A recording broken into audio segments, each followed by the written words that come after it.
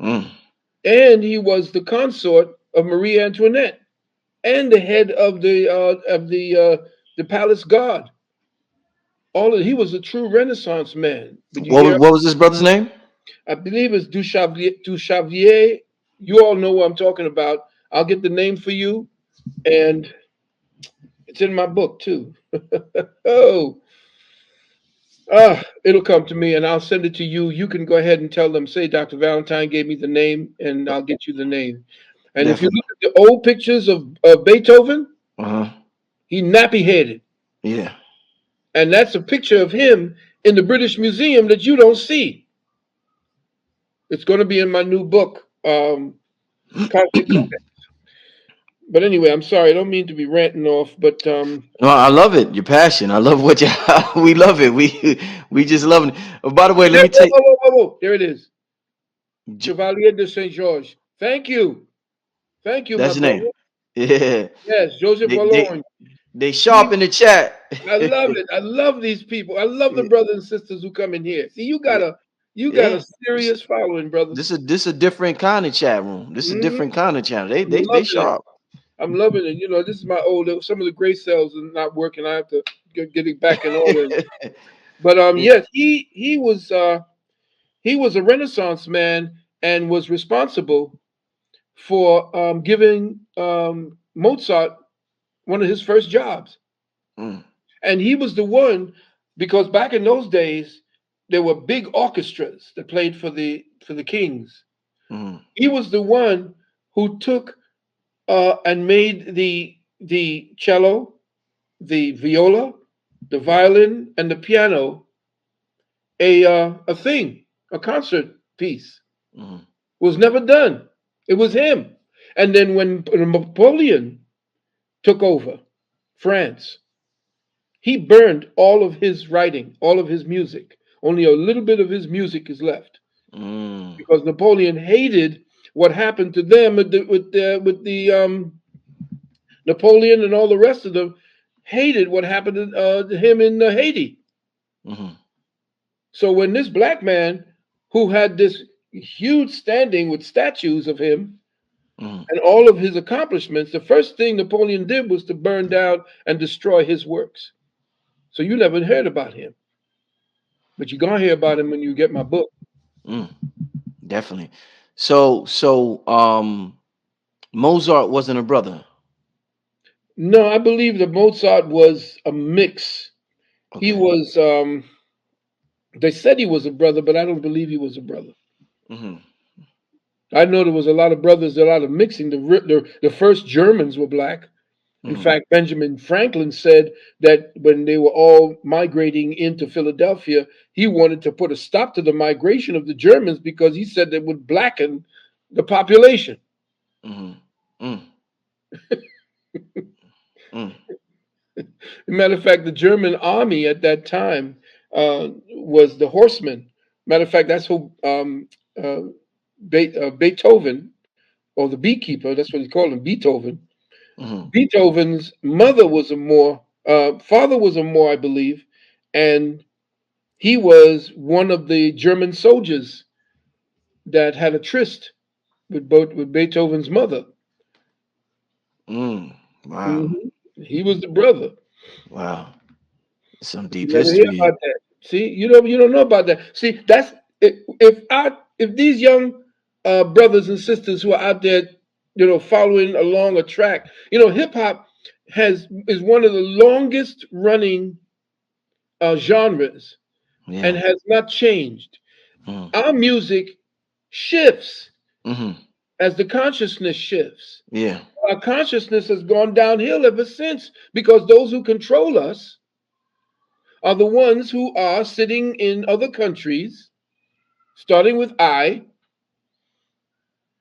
and the ones who are there making sure that the music that they shoved back into the church never comes back out into the public again. Mm, Because when you want to hear some serious throwdown music, soul music, you got to go back into that institution that has enslaved this part of your mind. mhm, The music used to free your heart and your mind. Ain't no stopping us now. mhm. Where's that music? We don't have it. We're too busy being belligerent. We're too busy being fighting. We become warriors, yes, but against ourselves. Mm-hmm. We're fighting each other. What are we talking about? I mean, again, it's pathetic what I saw, and it really hurt my heart when I thought that that's the best we could do in music. Mm-hmm. No, that's not the best we could do in music. Mm. Anyway, Wow. No, definitely. I'm glad you touched on that. There was a question earlier. Actually, I want to bring back around and ask you. Somebody wanted to know in terms of we was talking about the soul, and somebody asked, "Are birthmarks signs of your past life or something?" uh, that's funny. Yeah, It's talk. interesting. Now, most people don't know this. I'm telling you, but Mm. right on my hip, right here, Mm-hmm. I showed it to my wife. I have a distinct birthmark of Africa, Mm. Wow. even with Mauritania on the side. Whew. And I couldn't believe it. And when I saw it, when they saw it, they said, "What?" I mean, it looks exactly like it. I didn't know Wow. where it come from. I had no idea where that came from. I know I Mm. was raised in a village that was pretty much African, and I was it never really dawned on me as a birthmark until I grew and began to see what it was. And I'm saying that looks, and then I reversed it, and it was. But the birthmark essentially is usually could be a wound.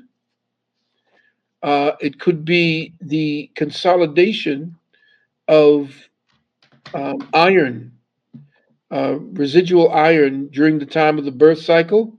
Mm-hmm. And usually in the blood, the mother, when she has certain types of feelings, goes through certain emotions or certain things, she's tagging the baby with that experience.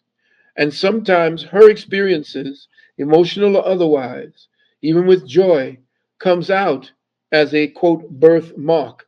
Now, Mm-hmm. I want you to see this. Mm-hmm. See that? Mm-hmm.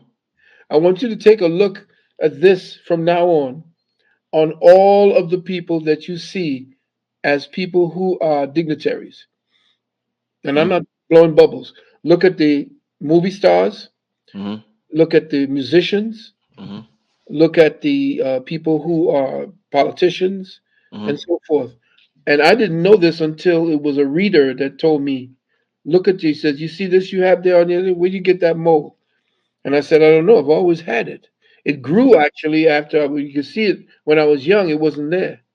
It started coming out and it became prominent. But look to people like Robert De Niro. Look to people like the brother who played the brother from another planet. Look to all these people who are doing certain things in the world, and you'll see they're tagged. Women too. Wow. Wow. I know that everybody said, "Well, look at Valentine, you getting his rose." No, it's just something I noticed. Mm-hmm. You look at people. I'm saying, what is that? Why is? And I used to say that to my mom, and my wife would say, there's that man, that mole again, Mm. and it's either on the right or the left." Mm-hmm. Wow. Let me ask you this, Doc. What do you think about, since we're talking about souls, what do you think about the idea of soulmates or twin flames? What Oh exactly is yeah, that? yeah, that's real. That's so real. It is. People who have an attraction for one another, they leave an indelible mark, and the scent, the sight, the touch, the sound, Mm-hmm. the feeling, especially if it's sex as well. Mm-hmm. You know if that person is your soulmate, and people say there ain't no such thing. Yes, there is. If there's someone who is for you and is searching for you and have found you, they can't be with anybody else. That's like certain animals that mate for life Mm-hmm. because that they understand in their own consciousness, of course, birds, whatever it is, they mate for life because they understand that that's the one. And some people come back as animals. Some people, they say, come back as trees. And in some of the Hindu religion, you come back as a tree because you took so much from life Now you want to give back to life. Mm. What does a tree do? A tree helps to keep the atmosphere breathable. Right. So some people are actually within trees themselves, which is why in certain cultures it was a sin to start chopping down trees. Wow. You see, because of what a tree really is. The tree are the lungs of the earth. Hmm. You see, you used to breathe carbon dioxide before because you had green skin and golden blood. That Hmm. was one of the transitional processes to where you now fell, and where your blood was based in gold. Now it's lower and based in iron now, Hmm. which is one of the lower register elements on the planet, which is what true alchemy is. The changing of the lead into gold is the changing of the blood resonance consciousness in Solomon's song. You read Solomon's song in the Bible, that's all about the blood. Hmm. And if you change your thinking process and you are able to reinvest or to reinstigate or to replant or implant or resuscitate the magnesium molecule in your blood, then you'll find that you're able to even process carbon dioxide that you breathe out the way a plant would. Hmm. I mean, no, and everything I'm saying, of course, is straight up occult. People think it's crazy because science, which you call science, ain't real science. That's to keep the people docile. Hmm. Einstein's theory of relativity is bullshit. Mm. It's bullshit. It's meant to keep you thinking a certain way while those who understand the truth are advancing in leaps and bounds because they're keeping the cattle thinking along a certain paradigmal structure of thinking. So you don't mess with the E equals MC squared or No, you know no. I'm dealing with GIJ comma J equals zero, which that's is, the gagat yeah, Gagut. gagut, yeah. Why? Because it made sense, especially with a metaphysical mind. You Uh-huh. have to understand that everything comes back to zero.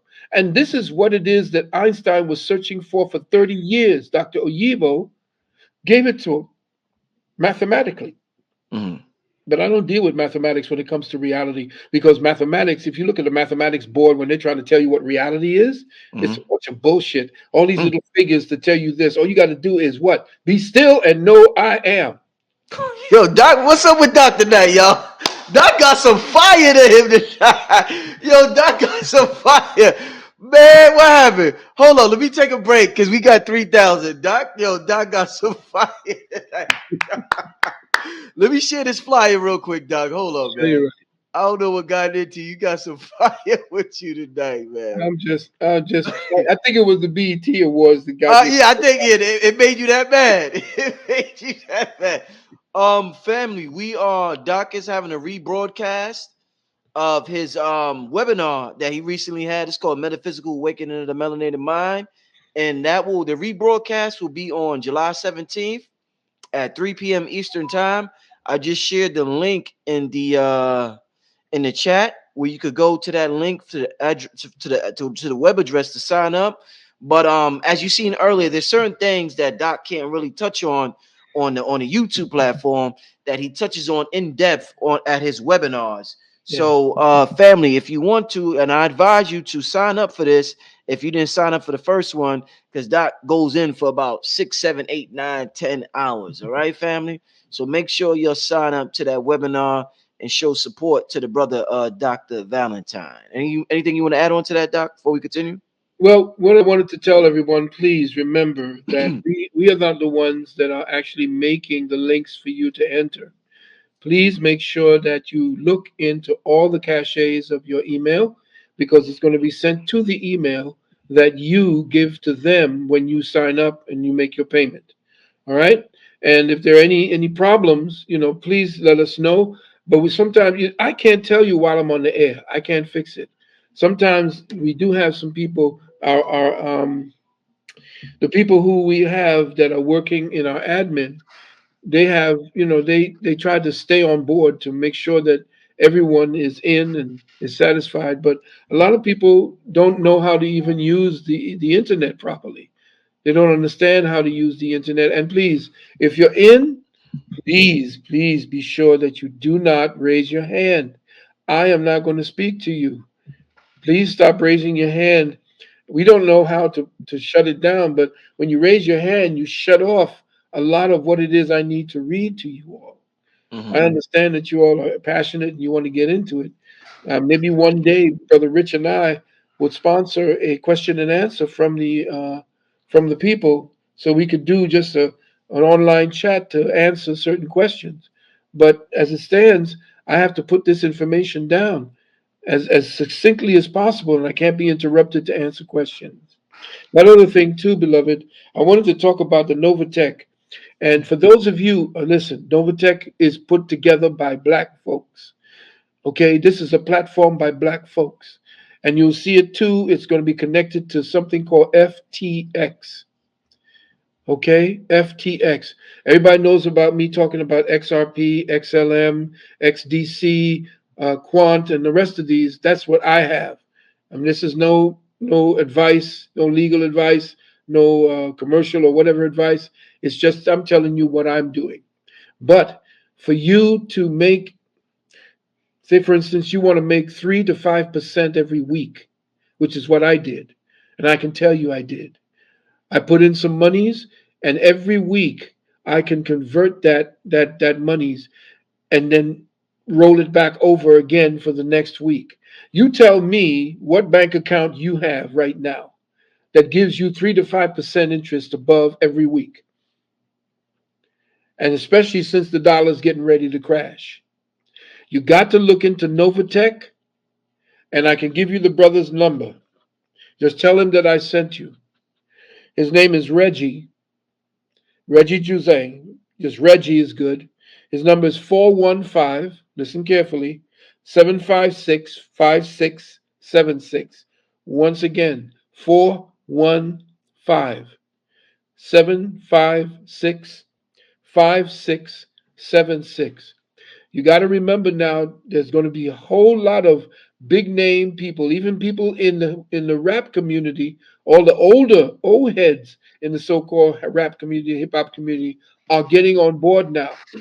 And if you can get a group of people together to get into Novatech family, Reggie will drive to your state to sign you up. Mm. And he'll give you a lesson in what these black folks are doing. This black woman used to work on Wall Street. In fact, she got $10 million from some superstar actor who saw what she was doing, gave her the 10 million to get the platform going, and now she's kicking ass and taking names. Wow. So if you want to appreciate, because remember, I told you that the dollar is going to tank. It's got to tank. Why? Because the old system has been hoarding money, trillions of dollars, to keep this SWIFT system going. But the new XRP system, the new cryptocurrency system, is freeing up that liquidity so that all the money that all of the banks were holding on to that belong to other countries are all going to come back to them. And that's when all of your tokens rise. And that's when all of your monies are going to rise.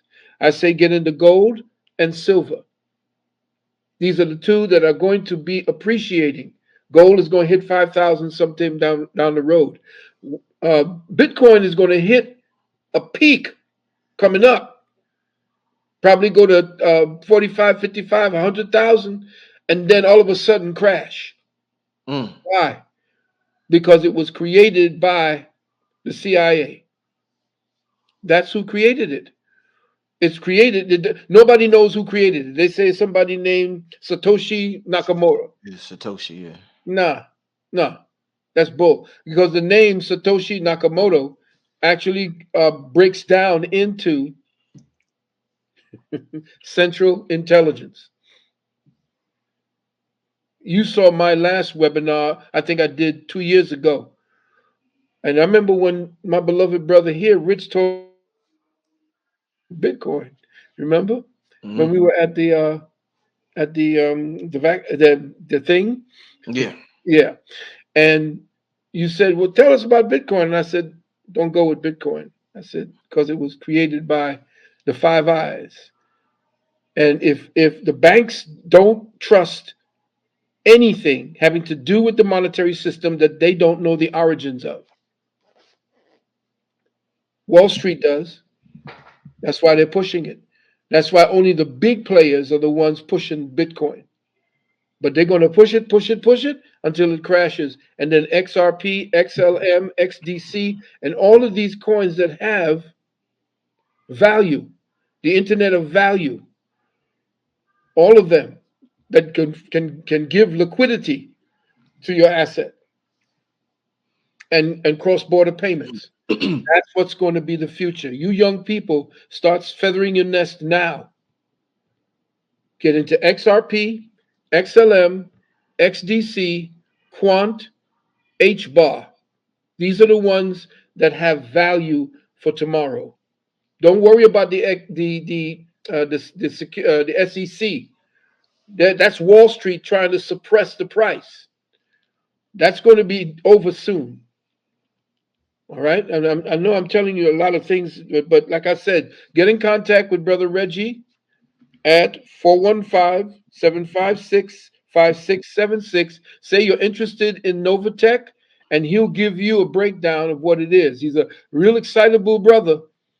He's on a mission, and I support him after I've done my due diligence with him, and I'm seeing the benefits and the profits as a result. All right, family.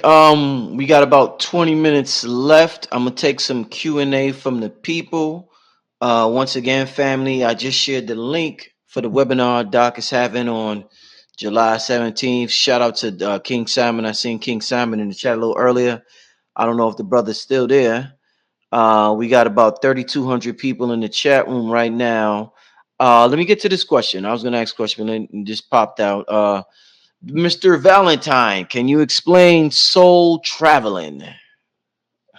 What's that, brother? Soul traveling. Well, you're talking about leaving your body, out of body experiences, having your consciousness, which is actually a residual imprint of your spark on the soul. The soul sits on the heart, in the heart.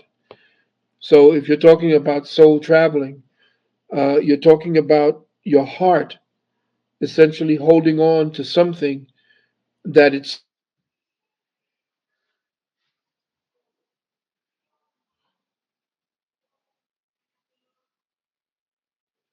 protecting, Doc is frozen right now. no, yeah, they're trying to shut me down. Yeah. Since the soul sits in an area called a sino-auricular node, In the which is heart. the node in the heart. Yeah.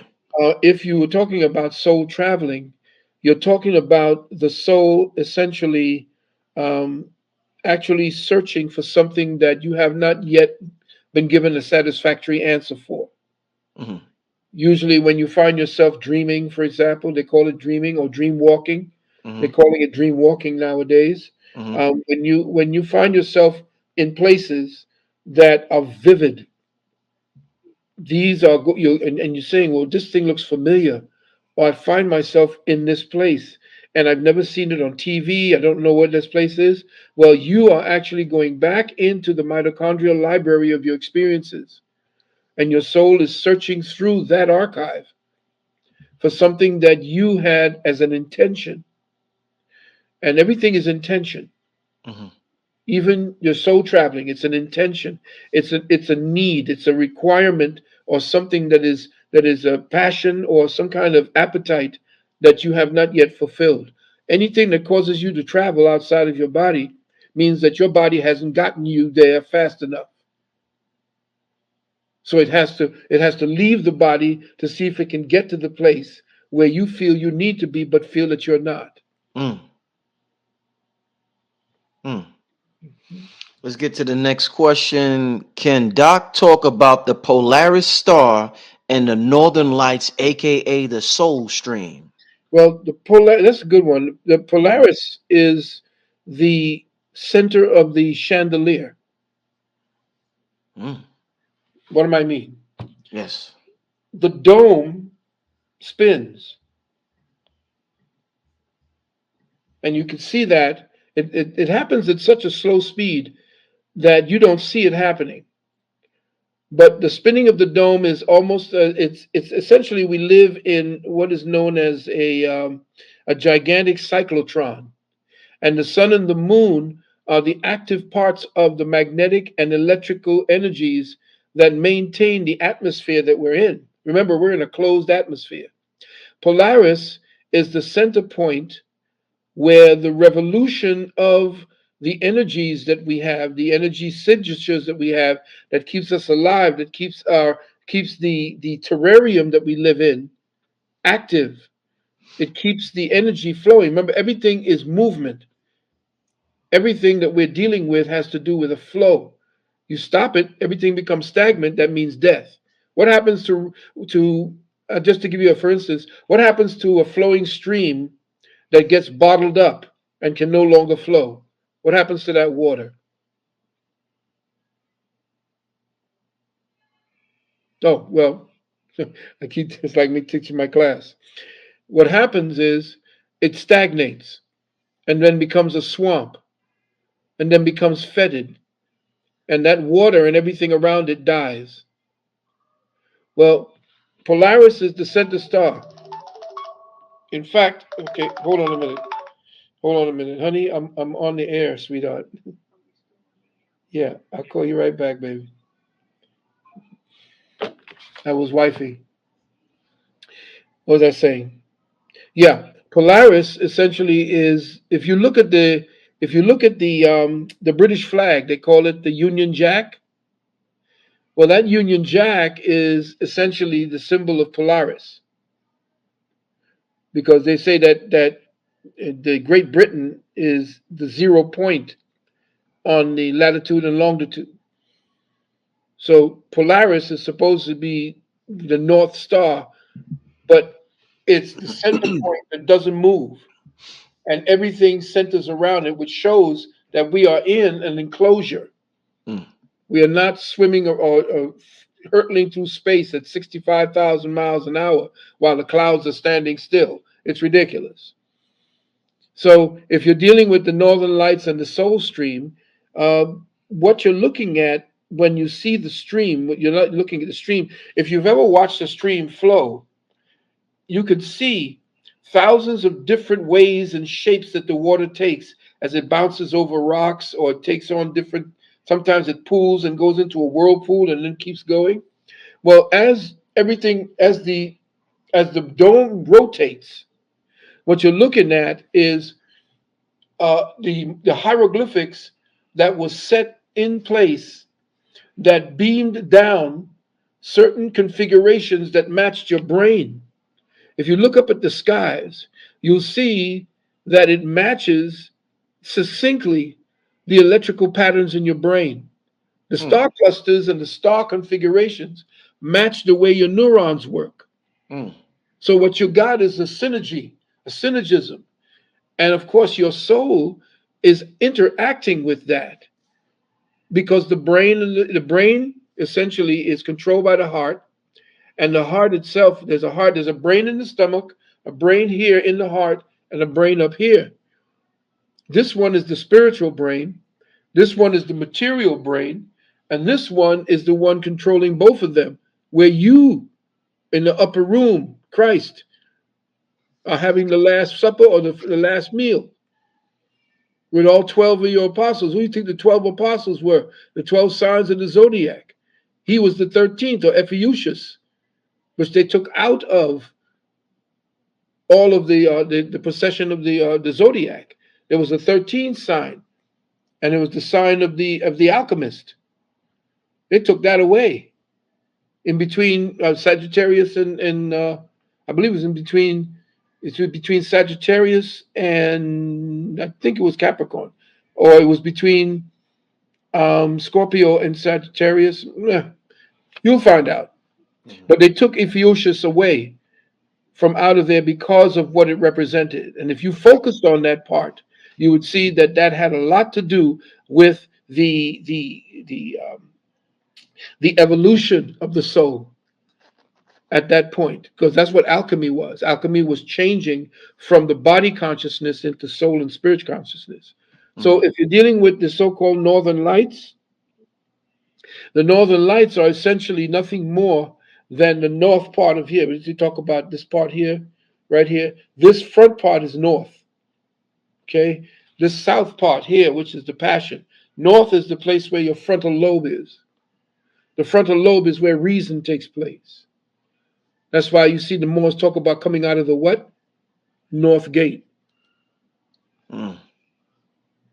The Deep. south here, which is essentially the serpent brain, that's the passion brain. So this is north, this is south, Mm. this is east, this is west. I can't explain it any further than that until I have to give you prerequisites to what I'm talking about. But that's a capsulation of it. Indeed. Mhm. Um, Dr. Valentine, when you die, some people say to follow the light and others say to stay in the darkness. What do you think? Interesting because it depends on what and who it is that is telling you that. Follow the light to where? You are the light. Who are you following? A lot of people were saying, I don't know if you have ever seen me talk about a book um, that was written by Val Valerian. Um, it was, I forgot what it's called. You What the, remember? the Matrix books? Not Matrix, not the, that's right. yeah, Matrix yeah, books.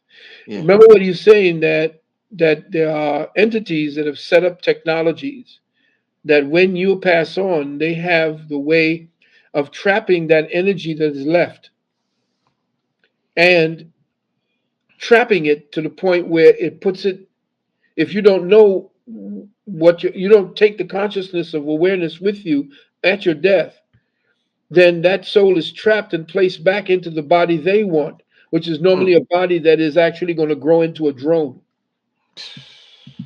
So you have to be very mindful. You have to become seriously conscious of what you are first and who you've become and are ready to jettison the fear of death.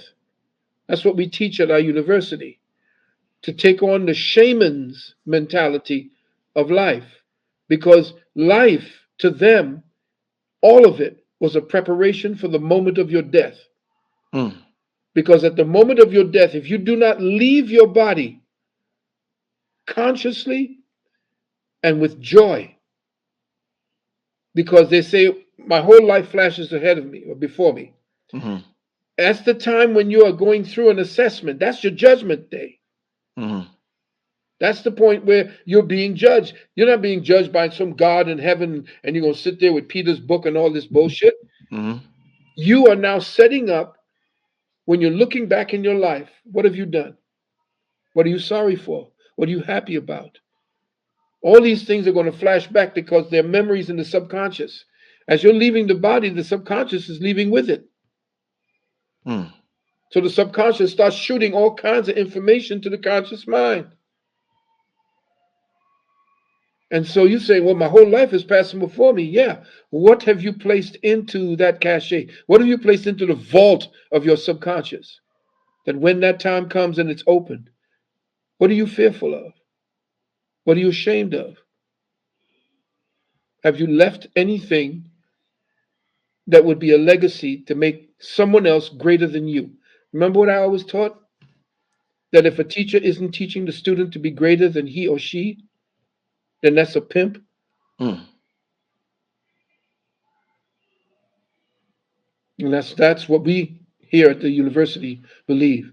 That's what I want to do. I want to make everyone that I touch greater than me because you're the future. Mm-hmm. Suppose I want to come back through one of you all and you're Mm. dumb as fucks. What I'm going to do? Who going to teach me who I am and what I am?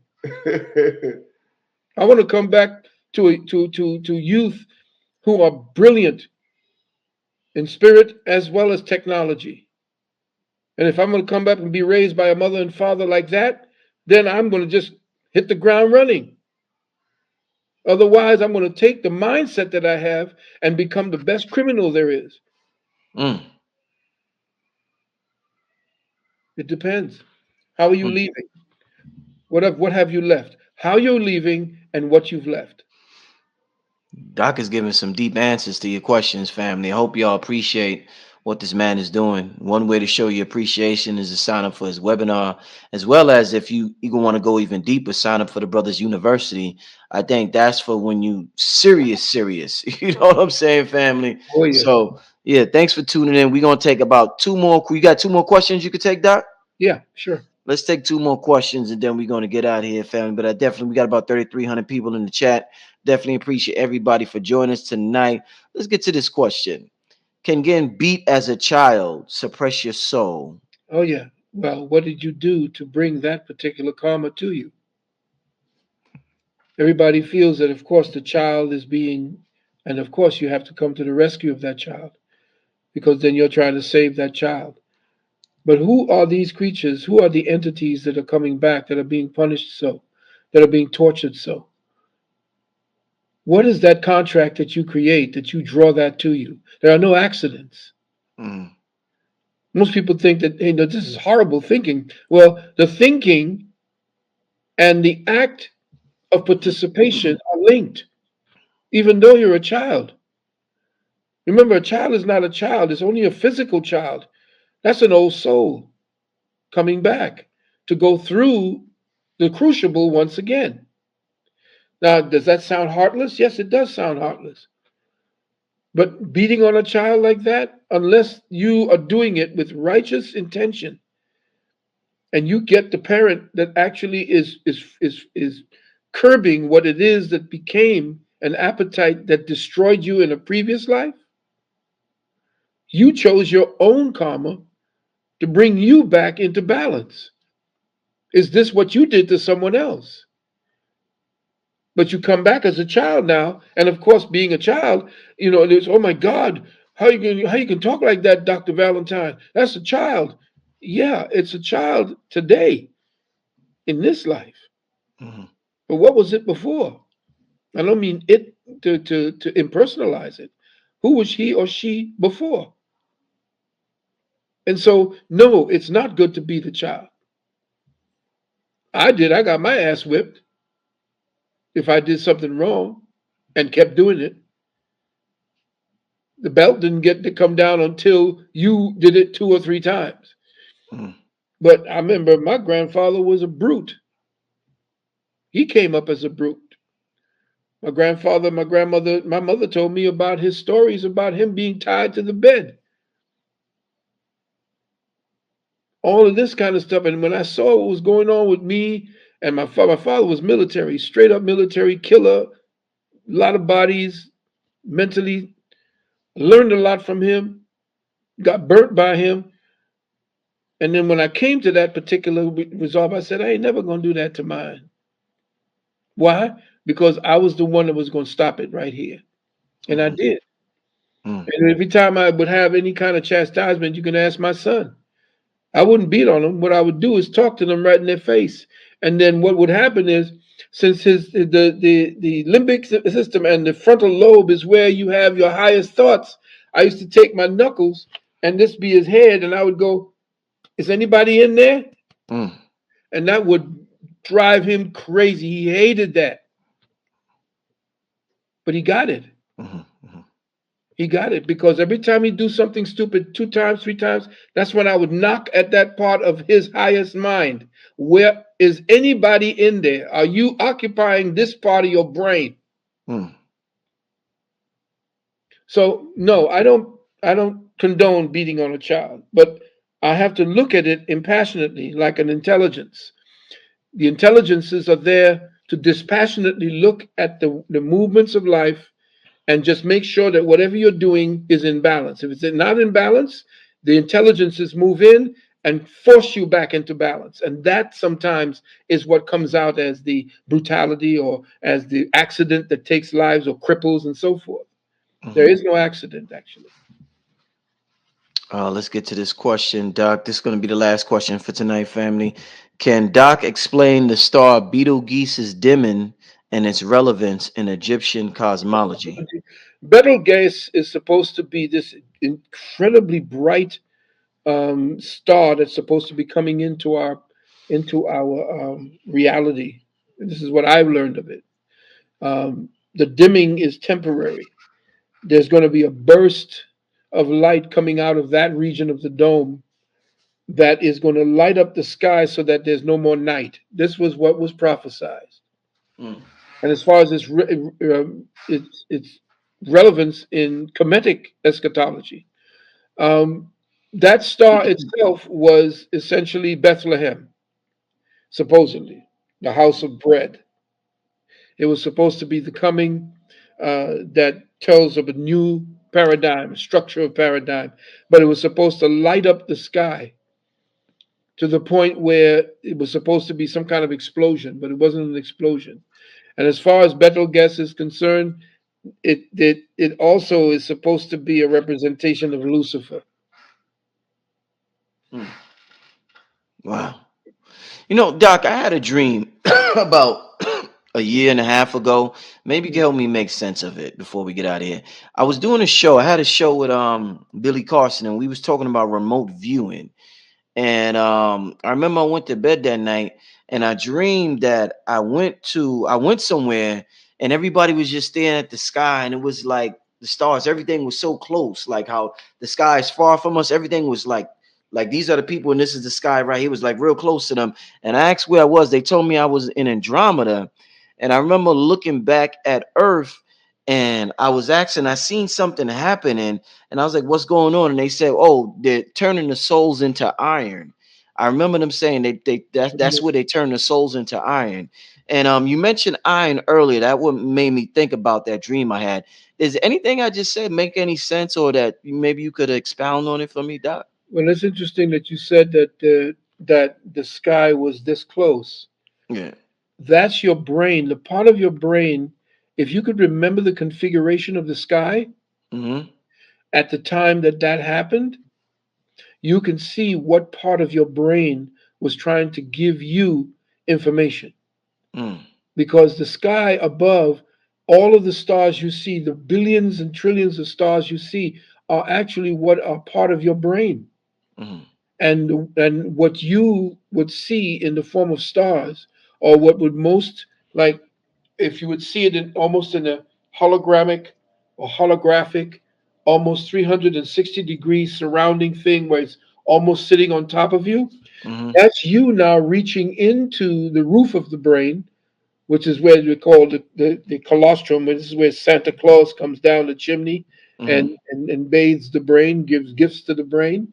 Mm-hmm. Well, you essentially could have been essentially interfacing with a thought process that matched with sky configurations that you remember seeing, and now that linked in with the way that the mapping, the cerebral mapping of the brain matches what you saw in the sky, Sorry, and yeah. that then became something that kind of lowered to you. You should find out what that particular thought pattern really represented, because each thought pattern has a particular electrochemical signature.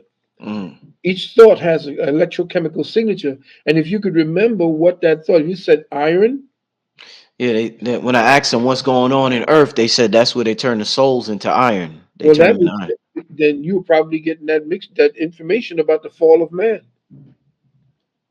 If you're dealing with the fall of man, essentially the fall of man is that we lost the green skin.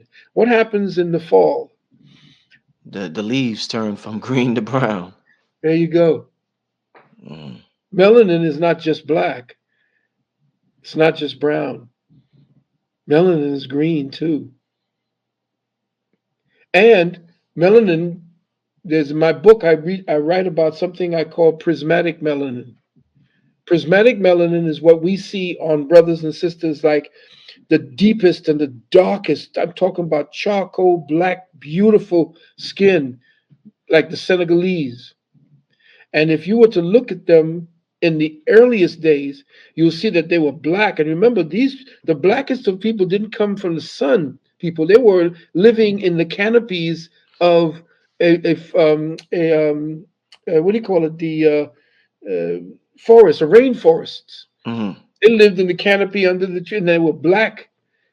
Now, if you ever seen, have you ever seen the skin of the Senegalese, and when he sweats, that you could actually see colors on his forehead, Yeah. like red, green, Uh, blue. uh-huh. Yeah, that's prismatic melanin, I call it. Prismatic melanin. Wow. Okay. Right.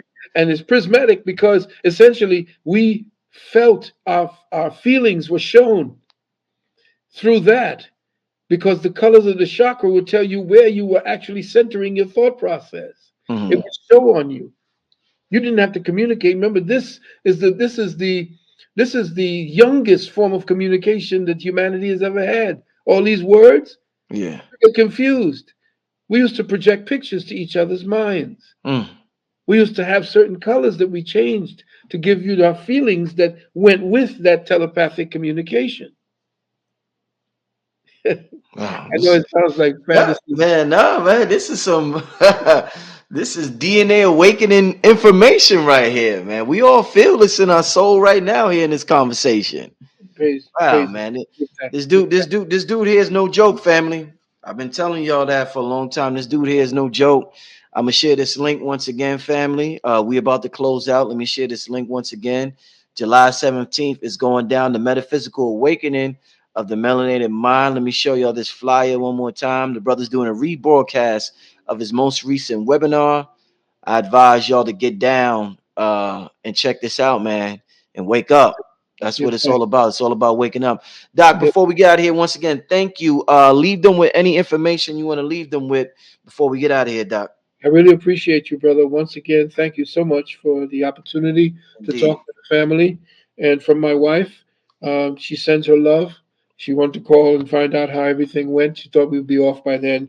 But I am very happy about that. Our 800 number, of course, for any of our services, exemption or whatever it is that we're dealing with. I don't want to, mess up with that again. Mhm. Um, uh, just when you want to deal with that, you call and we'll give you more information about not getting it, that thing. Mhm. And if you want to deal with our university, you can call the 800 number, 800-847-1291, 800-847-1291.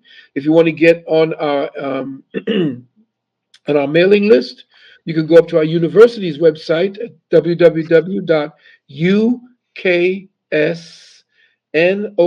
www.uksnow.org. UKS, U is United, K is in King, S is in Science, NOW.org. And just click where it says contact and then fill out, and then you become part of our mailing list. And then here's the other thing I really want to stress now, because again, you have to look at this psychological attack. This is a covert attack, Mm. United States of America. So they're going to hit us by the land, Mhm. and it's going to be by sea when they're going to start with the tsunamis and the hurricanes. I've warned my brother.